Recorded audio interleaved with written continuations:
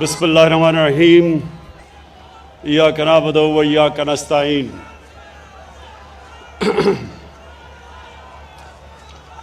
میں شکریہ صدیق خان، شکریہ۔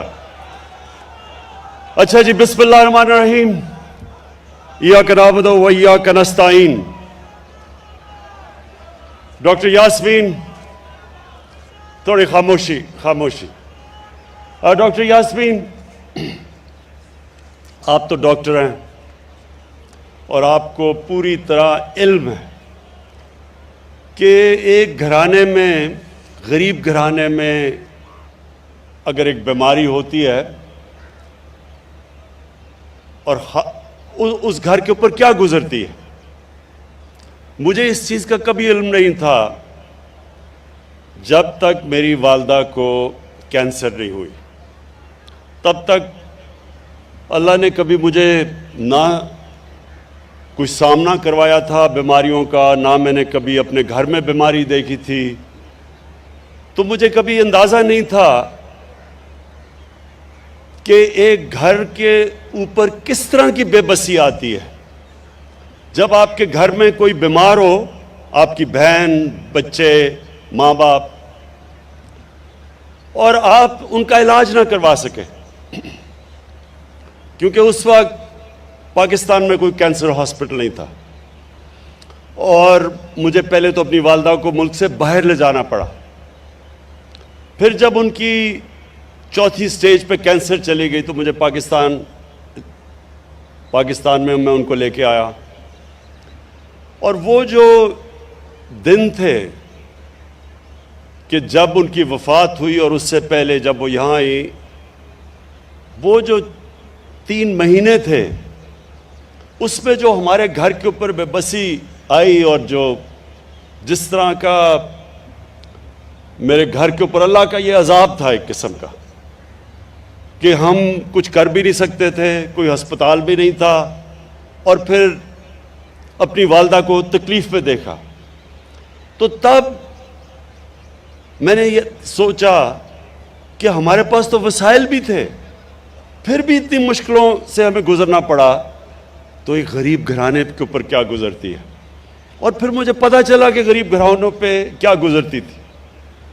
لوگ اپنا سب کچھ بیچ دیتے تھے، میں کینسر کی بات کر رہا ہوں، بہت مہنگا علاج ہے کینسر کا، گھر میں سب کچھ بیچ دیتے تھے، مقروض ہو جاتے تھے، مریض تو جاتا تھا، ساتھ گھر والے بھی تباہ ہو جاتے تھے۔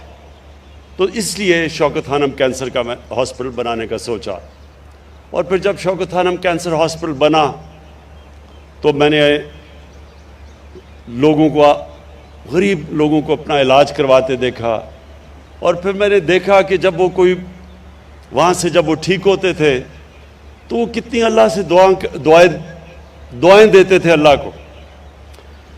تو تب میں نے یہ میں بات کر رہا ہوں آج سے 25 سال پہلے کی، تو تب میں نے سوچا کہ اللہ نے اگر کبھی مجھے موقع دیا تو یہ ایک معاشرے کے لیے، اگر آپ معاشرے میں سب سے بڑا کام کرنا چاہتے ہیں تو وہ یہ ہے کہ آپ کے کسی بھی گھرانے میں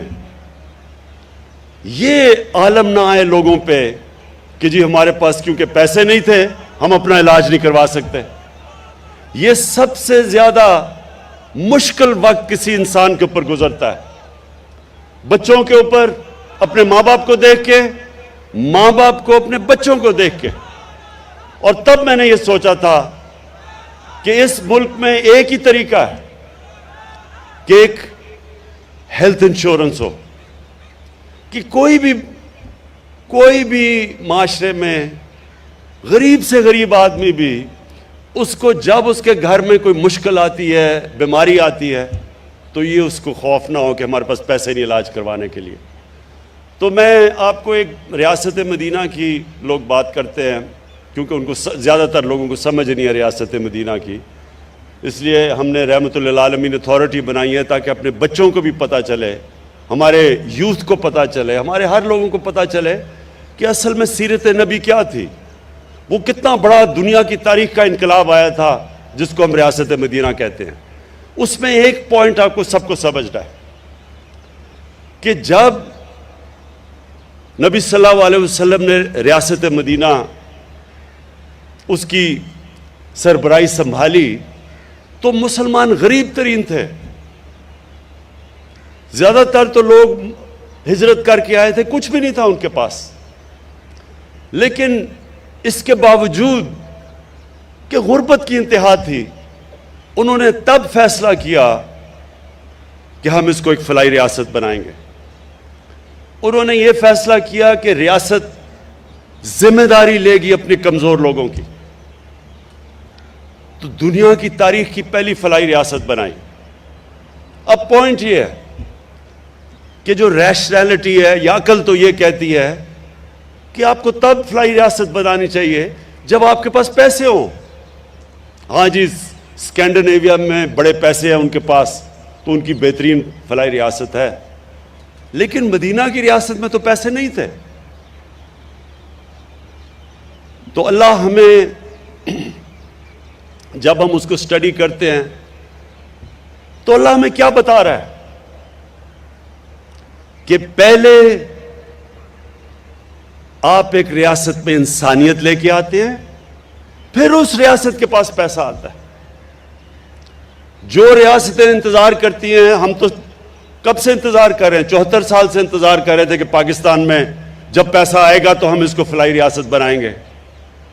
ہماری آبجیکٹو ریزولوشن وہ واضح کہتی ہے کہ پاکستان نے ایک اسلامی فلاحی ریاست بننا تھا, نہیں بنی, کیونکہ جو حکمران تھے وہ انتظار کر رہے تھے کہ جی پہلے پیسہ آئے گا, ہم امیر ہوں گے, پھر ریاست بنے گی, فلاحی ریاست بنے گی. لیکن مدینہ میں نبی صلی اللہ علیہ وسلم نے ثابت کیا کہ پہلے ایک انسانیت کا نظام آتا ہے, پھر اللہ خوشحالی لے کے آتا ہے. پہلے خوشحالی نہیں آتی اور پھر آپ اس کو فلاحی ریاست بنائیں. کیونکہ یہ میرا ایمان ہے کہ جب آپ اللہ کو خوش کرتے ہیں, اور اللہ خوش تب ہوتا ہے جب آپ اس کی مخلوق کی خدمت کرتے ہیں. اور سب سے زیادہ دعائیں لگتی ہیں آپ کو دکھی انسانیت کی. جب ایک انسان تکلیف میں ہوتا ہے, کیونکہ اللہ تو سب سے زیادہ پیار کرتا ہے اپنے انسانوں سے, تو اس کی دعائیں لگتی ہیں. جب میں نے شوکت خانہ بنایا, ہاسپٹل کھلا, باہر سے ہم چیف ایگزیکٹو لے کے آئے, اس نے پہلی بورڈ میٹنگ میں کہا کہ جناب آپ نے اگر 5% مریضوں سے زیادہ مفت علاج کیا, یہ کینسر ہاسپٹل آپ کا 3 مہینے میں بند ہو جائے گا. یہ 1995 کی میں بات کر رہا ہوں. مارچ میں وہ میٹنگ ہوئی بورڈ آف گورننس کی.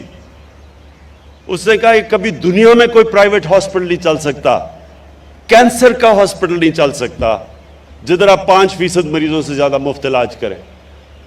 75% مریضوں کا ہم نے مفت علاج تب سے شروع کیا. آج سے آج تک دنیا میں واحد کینسر ہاسپٹل ہے جو پرائیویٹ کینسر ہاسپٹل 75% مریضوں کا مفت علاج کر رہا ہے. اور صرف وہیں علاج نہیں کیا, پشاور میں اتنا پیسہ ہے کہ دوسرا کینسر ہاسپٹل کھڑا کر دیا, اور تیسرا کراچی میں انشاءاللہ سب سے بڑا کینسر ہاسپٹل بننا شروع ہوا ہے. میں آپ کو یہ کھڑا مثال آپ کے سامنے ہوں. آج تک کوئی یہ نہیں بتا سکا کہ کیسے ایک پرائیویٹ کینسر ہاسپٹل 75% مریضوں کا مفت علاج کرتے ہوئے آج بھی چل رہا ہے. ہر سال پچھلے سال سے زیادہ پیسے آتے ہیں. 70 کروڑ میں جو ہاسپٹل بنا تھا, سالانہ خرچہ اس کا آج غریب مریضوں پہ 10 ارب روپیہ ہے. 10 ارب روپیہ سالانہ خرچہ ہے غریبوں کا علاج کرتے ہوئے. 70 کروڑ میں ہاسپٹل بنا تھا. اس کی کیا لاجک ہے؟ آپ یہ کیسے ایکسپلین کریں گے؟ سوائے اس کے یہ عقل سے نہیں آپ کرتے, یہ دل سے کرتے, اور اللہ کی برکت آتی ہے اوپر. اسی طرح پاکستان پہ اللہ کی برکت آئے گی. جب کرونا آیا, میں آپ کو دوسری مثال دیتا ہوں.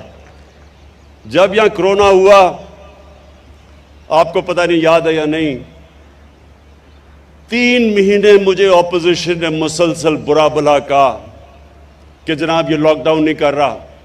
مجھے نریندر موڈی کی مثال دی کہ دیکھیں ہندوستان میں اس نے لاک ڈاؤن لگا دیا ہے. کسی نے کہا جی اس کے اوپر ایف آئی آر کاٹنی چاہیے جو بھی مرتا ہے کرونا سے. جو اپوزیشن نے، آپ کو پتہ نہیں یاد ہے نہیں، اسمبلی میں، اخباروں میں برا بھلا. میں نے کیوں نہیں لاک ڈاؤن پوری طرح لگایا؟ میں بار بار لوگوں سے ایک سوال پوچھوں کہ وہ دہاڑی دار کا کیا بنے گا جو دہاڑی کرتا ہے اور بچوں کو کھلاتا ہے؟ وہ جو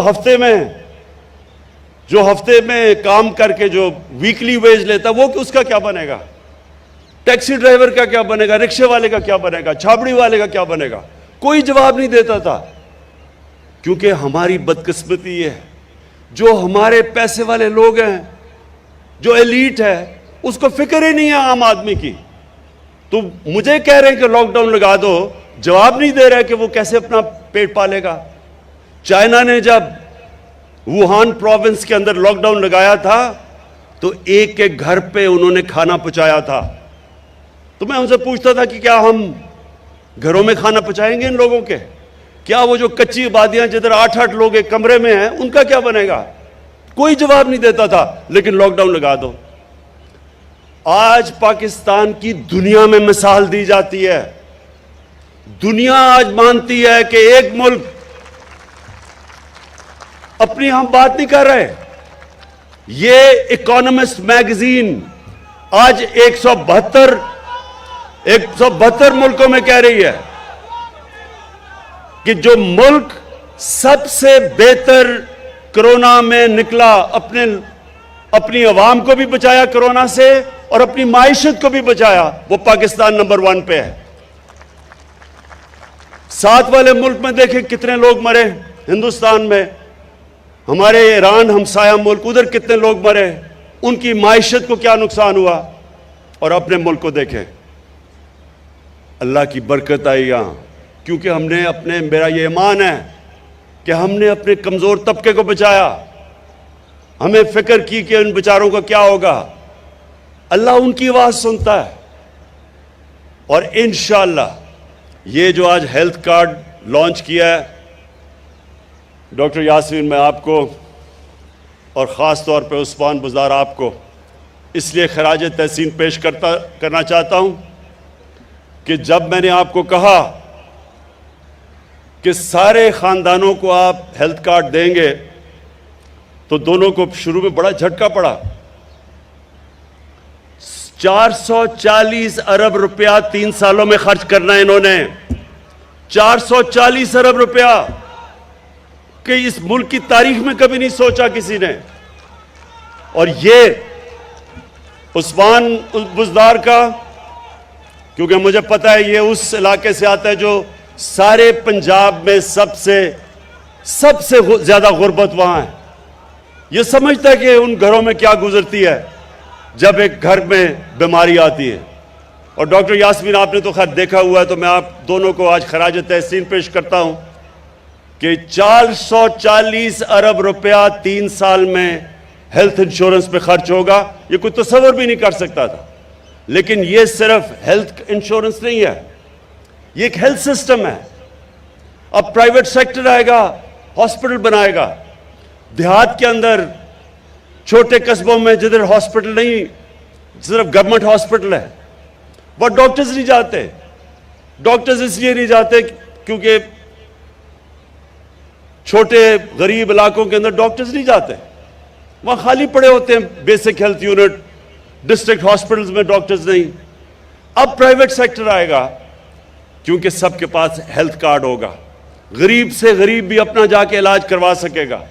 انشاءاللہ آپ دیکھیں گے پاکستان میں ہسپتالوں کا جال پھیل جائے گا. ہر جگہ غریب سے غریب علاقوں کے اوپر پرائیویٹ سیکٹر جا کے ہاسپٹلز بنائے گا. تو مجھے اس سے سب سے زیادہ آج خوشی ہے کہ انشاءاللہ مارچ تک سارے پنجاب کے خاندانوں کو ہیلتھ کارڈ مل جائے گا. آخر میں بات کرنا چاہتا ہوں مہنگائی کا. انشاءاللہ ہم نے یہ جو اپنا جساس کارڈ، اساس ریشن کارڈ، ابھی آپ سب کے سامنے 50% آدھی آبادی پاکستان کی جن کی آمدنی 50,000 روپے سے کم ہے ان کو احساس کارڈ ملے گا. مہنگائی کے دور میں آٹا، گھی اور دالیں کریانہ سٹورز میں جا کے ان کو 30% اس پہ رعایت ملے گی جب تک کہ یہ مہنگائی کا انشاءاللہ سیزن ہی نکل جاتا. تو انشاءاللہ یہ جو ہمارا مشکل وقت ہے، ساری دنیا میں مہنگائی آئی ہوئی ہے، اس میں ہم پوری کوشش کر رہے ہیں کہ اپنے لوگوں کے لیے آسانیاں پیدا کریں. اپنے عوام کے لیے یہ بھی میں کہنا چاہتا ہوں کہ 62 لاکھ اسکالرشپس دے رہے ہیں ہم. 62 لاکھ اسکالرشپ 47 ارب روپے کی.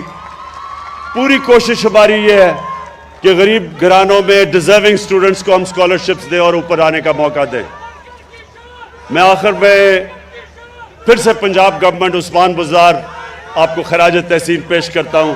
یہ ایک لینڈ مارک ہے، یہ ڈیفائننگ مومنٹ ہے پاکستان میں، ہماری فلاحی ریاست کی طرف جو ہمارا توجہ اور راستہ ہے. شکریہ.